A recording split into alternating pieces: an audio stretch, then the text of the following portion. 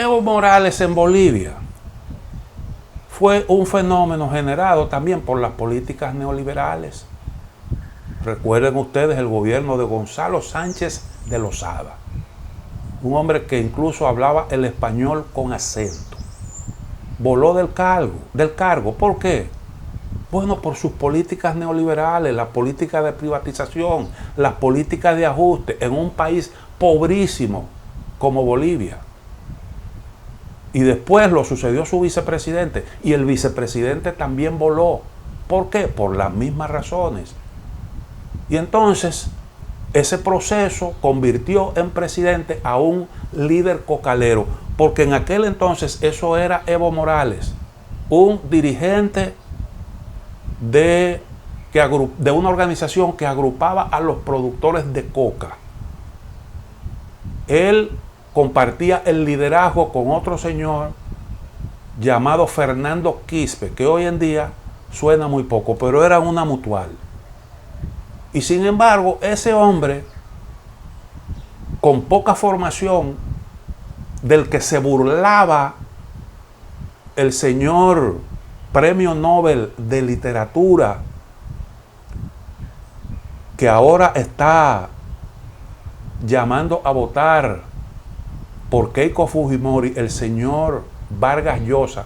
Más adelante voy a hablar, si el tiempo me alcanza, un poquito también de eso. Se burlaba porque consideraba que Evo Morales era un analfabeto, un hombre que no sabía dónde tenía la cabeza puesta.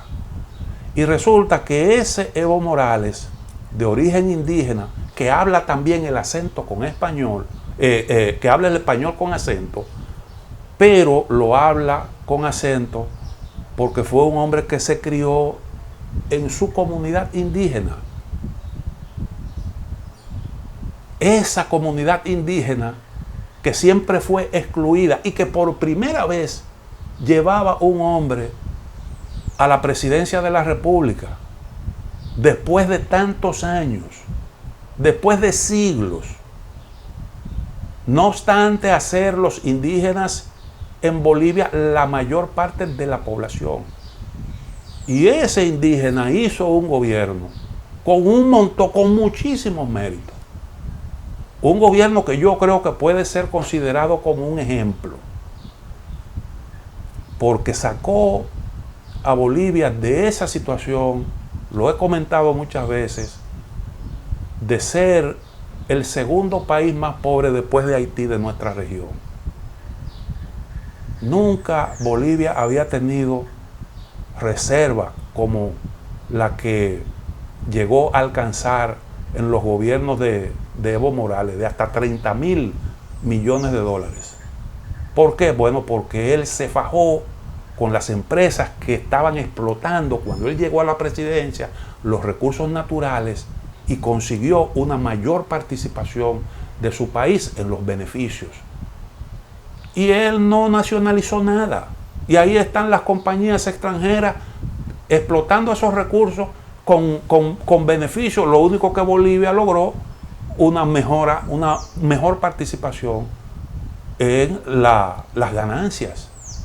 Y adoptó una serie de medidas sociales que impactaron positivamente los indicadores, todos los indicadores sociales de ese país.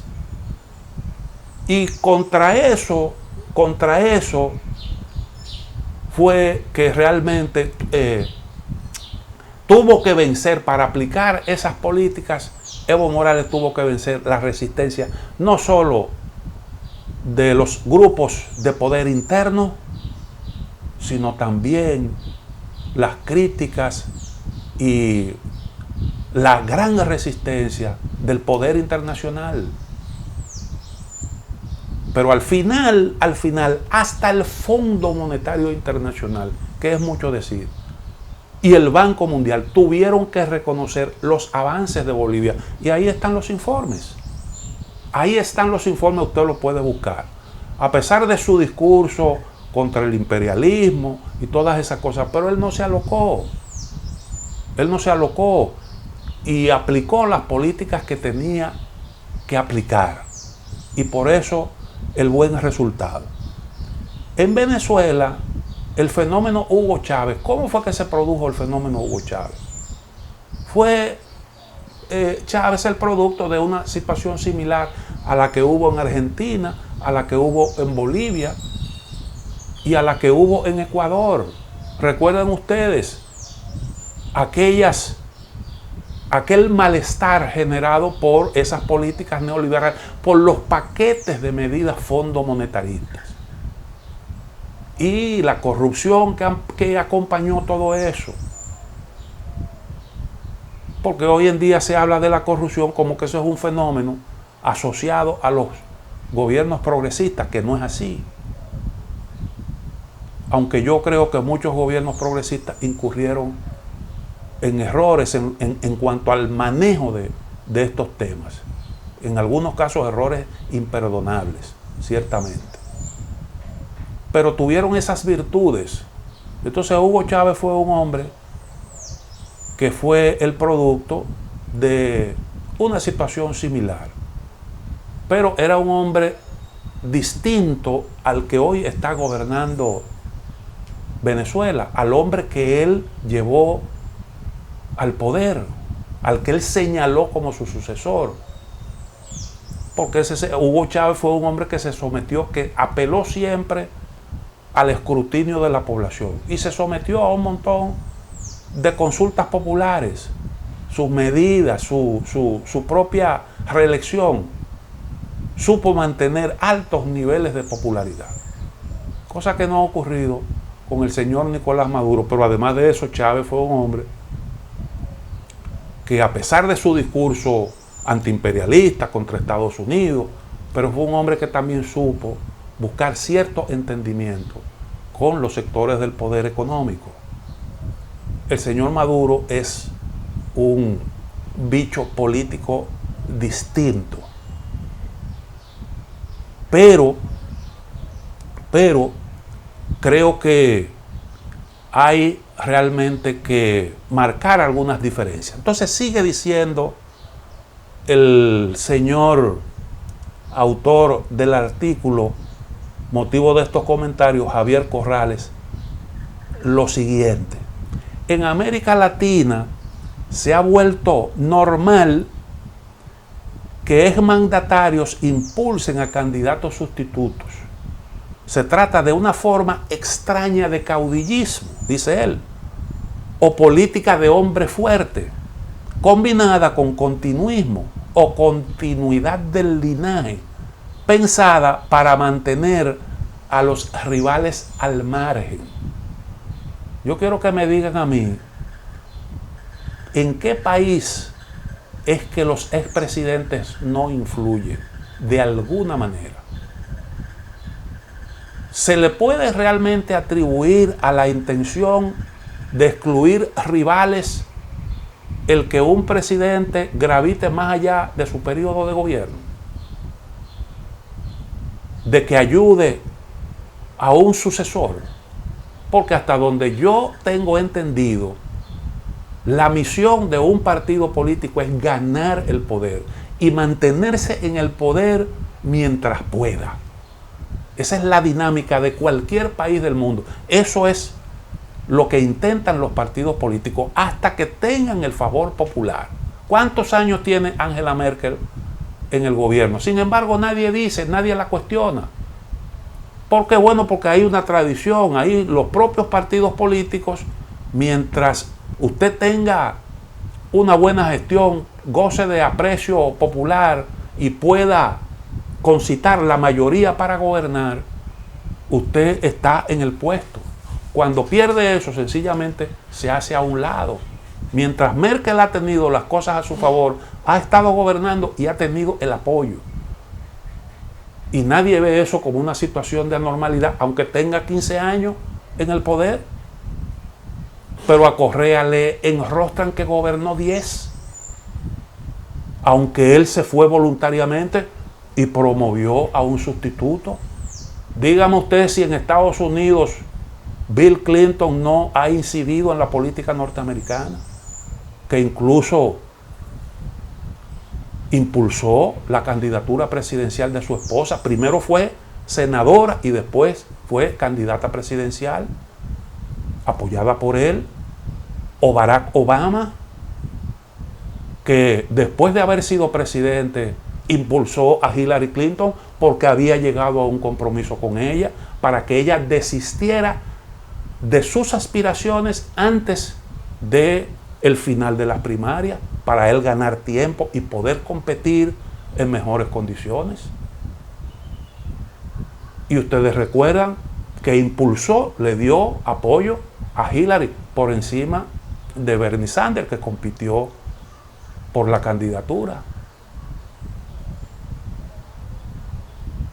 Y tuvo entonces el favor de dos expresidentes, la señora Hillary Clinton. ¿Y qué papel jugaron Bill Clinton y Barack Obama en las últimas primarias del Partido Demócrata? En donde claramente inclinaron la balanza a favor de Bernie Sanders, de Joe Biden, para cerrarle el paso a Bernie Sanders, convencido de que Bernie Sanders tenía un discurso bonito que le gustaba a mucha gente. Sin embargo, era un hombre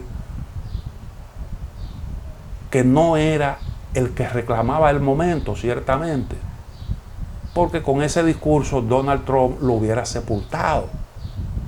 Esa es la realidad. Aunque hoy en día Joe Biden, su ejecutoria en el gobierno y su discurso en el gobierno se parece más al discurso de Sanders que al propio discurso que él tenía en la campaña electoral. Esa es la verdad. Pero bueno, el asunto es el rol de los expresidentes. Busquen, por ejemplo, Felipe González. Felipe González fue un hombre que impulsó la candidatura de Zapatero. Es más, cuando Zapatero fue candidato, recuerden ustedes que Zapatero fue candidato después del fracaso, creo que fueron dos aspirantes, y después entonces le tocó a él ser el candidato del PSOE. Y en esa oportunidad, cuando cogieron a Zapatero, dijo: por primera vez yo me encuentro tranquilo, me siento tranquilo. Yo cité la entrevista que él le concedió a doña Peggy Cabral. En esa oportunidad fue cuando él hizo esa afirmación. Y después quiso cerrarle el paso a Sánchez, a ese que hoy es presidente, en un momento en el que él veía que Pedro Sánchez, secretario general del PSOE, se inclinaba por negociar con la izquierda que emergía radical en España. Felipe González era partidario. Como hubo un momento en el que Podemos se perfilaba como una opción seria de poder, Felipe González llegó a hablar, a plantear la necesidad de una unidad entre el Partido Socialista Obrero Español y el Partido Popular, las dos organizaciones que rivalizaron durante muchísimos años, 30 y pico de años, en el escenario, rivalizando unos con otros.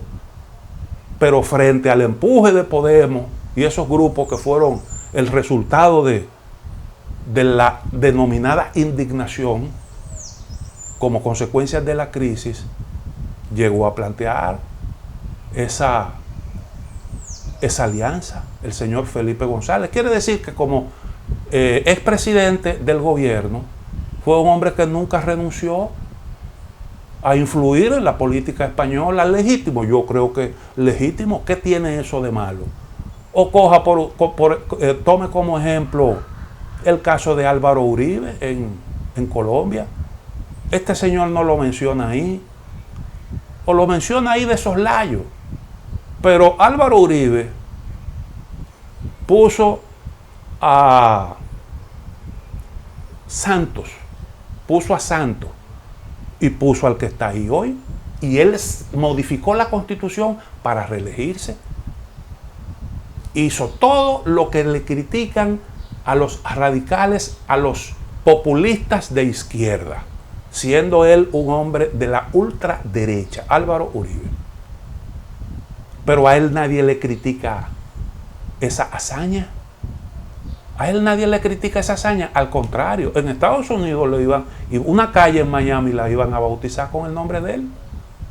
Y eso se detuvo porque emitieron una orden de prisión en su contra por graves delitos cometidos, por gravísimos delitos cometidos.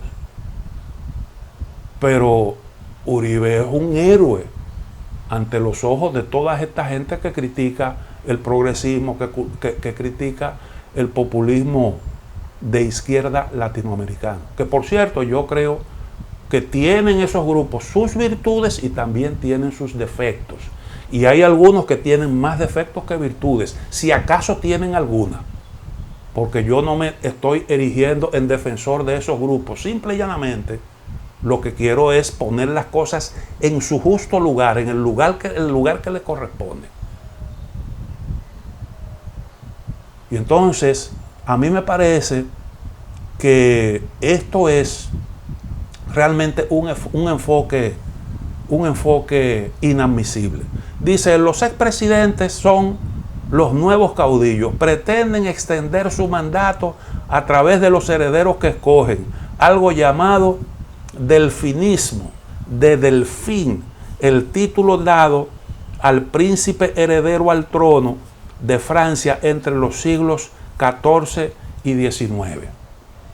Bueno, yo le acabo de poner el ejemplo de Álvaro Uribe, que no molestó a esos grupos, aunque es un caso, aunque yo digo, él impulsó a dos delfines. En el caso de, probablemente hay una alusión, está hablando de los que fueron presidentes, de los que encabezaron gobiernos progresistas, como el caso, por ejemplo, de Lula, como el caso de Correa, o como el caso de Evo Morales, y el mismo caso de Cristina, que después hizo un arreglo para una fórmula en la que ella participó como vicepresidenta que resultó ganadora. Es a eso que se está refiriendo, y esa es la crítica y ese es el dolor. Ahora, coja el caso, por ejemplo, de Lula en Brasil. Lula fue sucedido por Dilma Rousseff, pero Dilma Rousseff tuvo todas las posibilidades de gobernar a sus anchas y Lula no interfirió. Es más, hubo un momento en el que se pensó que Dilma Rousseff estaba tratando de aislar a Lula.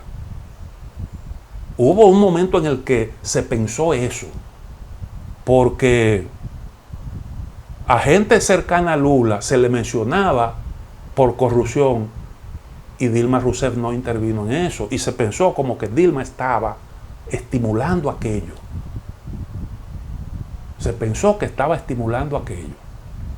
Bueno, la ruptura del partido de Temer fue una consecuencia precisamente de esa actitud, porque Temer y su grupo querían, cuando se le estaba señalando a Acuña sobre todo, que era el jefe de la Cámara de Diputados, que le encontraron $2 millones en una cuenta, le estaban reclamando a Dilma Rousseff que le diera su apoyo. Y el PT, ¿qué fue lo que hizo el PT? No, espera, nosotros lo que ellos promovieron o respaldaron una iniciativa en el Congreso para procesar a Acuña por la falta grave en el ejercicio de sus funciones. Y entonces Acuña respondió agarrando el informe de lo que es la Cámara de Cuentas de Brasil y promoviendo un juicio político en base a lo que la Cámara de Cuentas decían que eran faltas administrativas. Eso fue lo que ocurrió ahí. Pero tú no puedes decir que el rol de Lula da Silva como expresidente de Brasil fue ese rol que él está endilgando a los expresidentes latinoamericanos, que hay muchos que tienen un poder excesivo.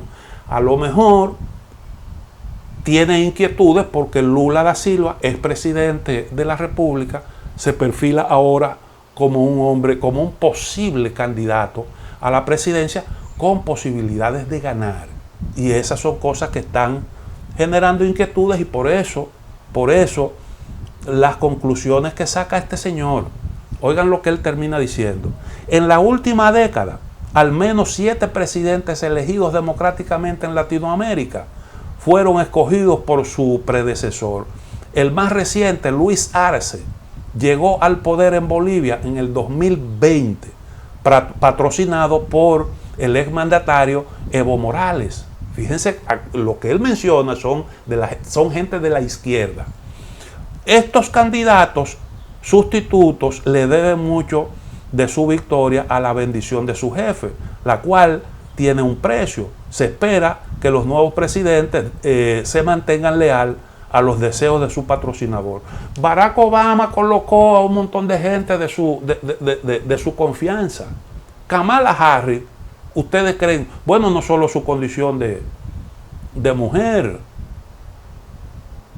y la de afroamericana que venía, encajaba con las inconformidades y con el deseo de conseguir apoyo de la población afroamericana estadounidense. Fue una recomendación de Barack Obama.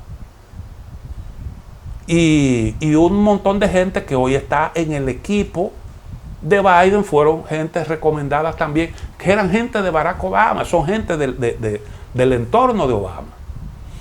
Y eso yo no creo que tenga absolutamente nada de malo. No hay, dice él, solución sencilla a este tipo de continuismo. Un problema que él está viendo aquí. Los partidos deben dejar de poner a sus expresidentes en un pedestal. Pero los presidentes salientes son políticamente útiles en la medida en que tengan una buena valoración de la población. Se convierten en activos por eso, por la experiencia, y si son populares pueden ayudar a ganar elecciones. Y a eso no renuncia nadie. Y eso es legítimo, eso no tiene absolutamente nada de malo. Otra cosa es cuando usted impide la competencia dentro de su propio partido para usted imponer a uno al que a usted le dé la gana. Ya eso es otra cosa. Y sigue diciendo, nada huele más a oligarquía y corrupción que un expresidente que intenta mantenerse vigente a través de candidatos sustitutos. Vaya usted a saber. Vamos a hacer la otra pausa y volvemos en un momento.